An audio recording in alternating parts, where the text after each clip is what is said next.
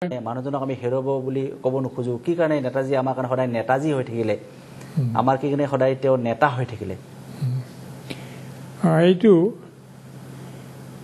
তেখেতৰ লগত যিবিলাকে কথাই বাৰ্তাই বা কাজে কৰ্মই আদান প্ৰদান কৰিছিল তেওঁলোকেহে বুজিব অন্য নুবুজিব এইটো তেওঁৰ অন্তৰত ইমান স্নেহ আছিল আৰু ভুল কৰিলে তেওঁ সেইটো শুধৰাই দিছিল তোমাৰটো ভুল হৈছে आता प्रत्येक कथाते এইটো ক'ব তোমাৰ মাতৃভূমি প্ৰথম মাতৃভূমিৰে তোমাৰ মাতৃ আছে তোমাৰ যি গৰ্ভৰ পৰা ভূমিষ্ঠ হৈছা এই মাতৃভূমিত এই ফসল খাইহে তোমাৰ জন্ম হৈছে গতিকে এই মাতৃত কৰি মাতৃভূমিৰ শ্ৰেষ্ঠ এইটো বুজাই দিয়ে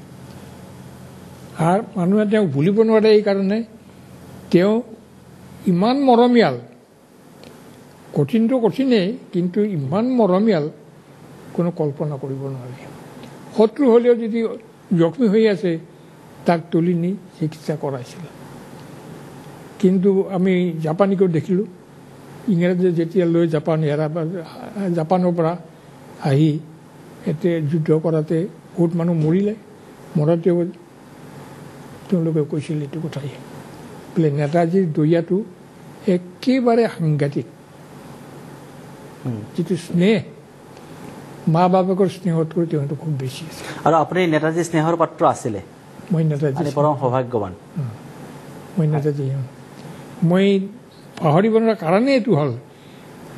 পানীখিনি লাগিলে মই টেবুলত আগবাঢ়ি দিব লাগে এনেকুৱা এটা আছিল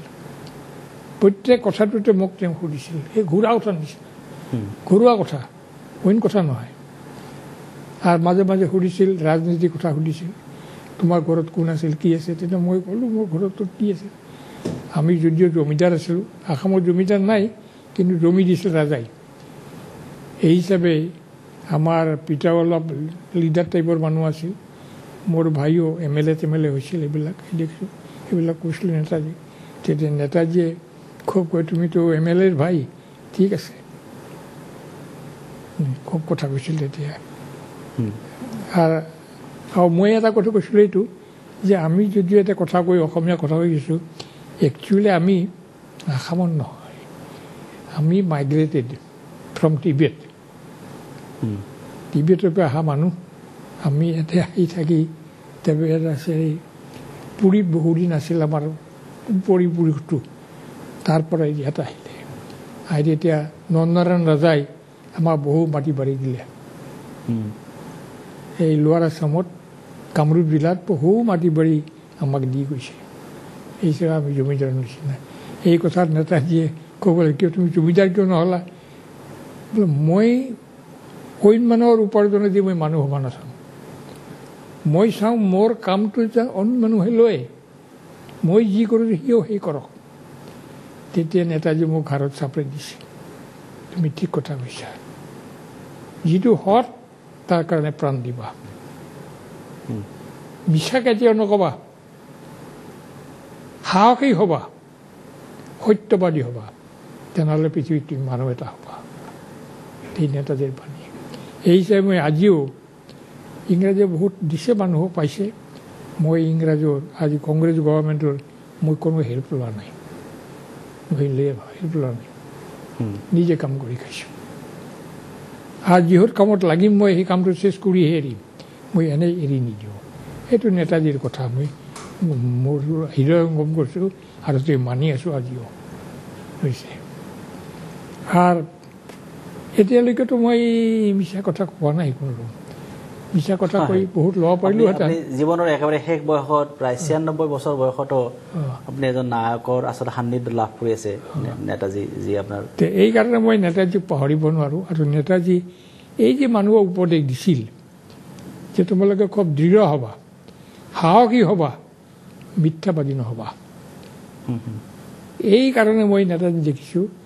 তেওঁক ময়ো সেৱা কৰোঁ অইন মানুহে তেওঁক ভক্তি কৰে এই কাৰণেই তেওঁৰ উপদেশবিলাক খুব মূল্যৱান উপদেশ এই সাধাৰণ কথা নহয় এইবিলাক যে প্ৰাণ যাব পাৰে কিন্তু মিছা নক'বা এই কম কথা নহয় এইটো আজিও ভাৰতবৰ্ষৰ মানুহে কিছুমানে যিবিলাক কাপুৰুষ ইহঁতে নেতাজীৰ উল্টা কথা ক'ব নেতাজীৰ বিষয়ে, কিন্তু যিবিলাক আচল মানুহ ইহঁতে নেতাজীক আজিও ভক্তি কৰে, নেতাজীক মানে। হয়, আপোনাক ধন্যবাদ। আপুনি পাটাচাৰ কিছুৰ পৰা গুৱাহাটীলৈ আহিলে, আমাৰ অনুষ্ঠানত যোগদান কৰিলে। আৰু আপোনাৰ চকুৰে আমি চাব খুজিছোঁ নেতাজী, আমাৰ মৰমৰ নেতাজী সুভাষ চন্দ্ৰ বোস, আৰু ভাৰতবৰ্ষে জন্ম দিয়া এজন মহানায়ক আৰু পেট্ৰিয়ট অফ পেট্ৰিয়টছ, যাক গান্ধীজীয়ে, মহাত্মা গান্ধীয়ে কৈছিলে। আৰু সেই এজন মহানায়কৰ সান্নিধ্য লাভ কৰা এজন অসমীয়া লেফটেনেণ্ট, আজাদ হিন্দ ফৌজৰ সেনানী, আৰু সেই সেনানীয়ে বহুত ব্যাখ্যা কৰিলে। কিন্তু তেখেতৰো ক্ষোভ আছে। আপোনালোকৰ কাৰণে আমি ক্ষোভটো আগুৱাই দিছোঁ যে নেতাজী সুভাষ চন্দ্ৰ বোসক আমি যোগ্য সন্মান দিলোঁ নে নাই, তেওঁক আমি নে এজন আচলতে আৰ্ম গ্ৰুপৰ লিডাৰ হিচাপে চিনাক্ত কৰিব খুজিলোঁ। নেতাজীৰ দেশপ্ৰেম, নেতাজীৰ ৰাজনীতি, আৰু নেতাজীয়ে তেতিয়াই যি কৈ গৈছিল যে ভাৰত বিভাজন হ'ব নালাগে, ভাৰত আৰু পাকিস্তানৰ এই সংঘাতৰ তেখেতে তেতিয়া দেখিছিল। এই দূৰদৰ্শী এজন নেতাক আমি আচলতে হেৰুৱালোঁ, যাৰ মৃত্যু ৰহস্য আজিলৈকে উদঘাটন নহ'লগৈ। সেইকাৰণে ভাৰতবৰ্ষৰ বেছিভাগ মানে বিশ্বাস কৰে নেতাজী আজি জীয়াই আছে। যিদৰে বিশ্বাস কৰে আমাৰ দেৱশ্ৰী ডাঙৰীয়াই যে নেতাজী মৰিব নোৱাৰে, নেতাজী কোনোকালে মৰিব নোৱাৰে, আৰু নেতাজীৰ মৃত্যু অসম্ভৱ যেতিয়ালৈকে ভাৰতবৰ্ষ জীয়াই থাকে। আৰু এইখিনি কৈ আপোনাক পুনৰ ধন্যবাদ জনাই, আপোনাৰ পৰা যদি অন্তিম কিবা যদি ক'ব লগা আছে, 1 লাইন 2 লাইন। মই আৰু কি ক'ম, আমি নেতাজী যিটো কৈছিল এইটো যদি মানুহ আমি সেই উপদেশটোৰ যে আমি দৃঢ় হ'ব লাগিব, সত্যবাদী হ'ব লাগিব, আৰু মানুহৰ প্ৰতি প্ৰেম থাকিব লাগিব, তেনেহ'লে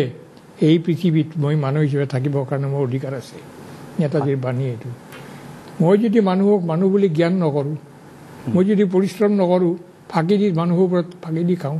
সেইটো নহ'ব। হয়, গতিকে নেতাজীৰ বাণী, নেতাজীৰ যি জীৱন দৰ্শন আজিও প্ৰাসংগিক। আৰু আমি চিন্তা কৰোঁ যে আজিৰ এই ৰাজনৈতিক পৰিৱেশত সেই কথা আমি কিমানে মানিছিলোঁ, আমি ব্যক্তিগতভাৱে ৰাজনৈতিক নেতাসকলে বা সমাজৰ উচ্চ স্তৰৰ ব্যক্তিসকলে। এইখিনিৰে অনুষ্ঠান সামৰিছোঁ। দেৱশ্ৰী ডাঙৰীয়া আপোনাক ধন্যবাদ জনাইছোঁ, আৰু আপোনাৰ সুস্বাস্থ্য কামনা কৰিছোঁ। আপুনি জীয়াই থাকক, কাৰণ নেতাজীৰ কথা ক'বলৈ আমাক কিছু মানুহৰ দৰকাৰ, আৰু নেতাজীক স্মৰণ কৰিছোঁ, সেইজন মহানায়কক যি আমাক এটা পৰিচয় দি গ'ল, আৰু ভাৰতবৰ্ষৰ অন্যতম পেট্ৰিয়ট অফ পেট্ৰিয়টছ, মহানায়ক, এজন দৰদী নেতা, সেই নেতাৰ সোঁৱৰণত অনুষ্ঠান সামৰিছোঁ।